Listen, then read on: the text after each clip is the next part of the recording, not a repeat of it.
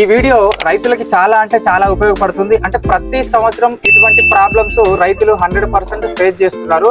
అటువంటి పరిస్థితి రావద్దని చెప్పి నేను ఈ రోజు ఈ వీడియో చేస్తున్నాను. చూడండి అన్న, సీజన్ కి కార్పెంటర్ మారుస్తున్నా అన్న, ఎందుకంటే నాకు అసలు సీజన్ కి ఒకసారి కార్పెంటర్ పోతుంది, అసలు ఎందుకు పోతుందని అడగడం జరిగింది కదా.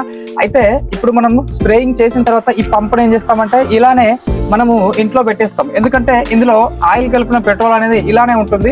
ఇలా ఉండడం వల్ల ఏమవుతుందంటే మీరు ఇలానే పెట్టేసి పక్కన పెట్టేస్తే ఇప్పుడు ఈ కార్పెంటర్ లోకి ఈ పెట్రోల్ అండ్ మిక్స్ కలిపిన ఆయిల్ అనేది ఇందులోనే ఉంటుంది కదా.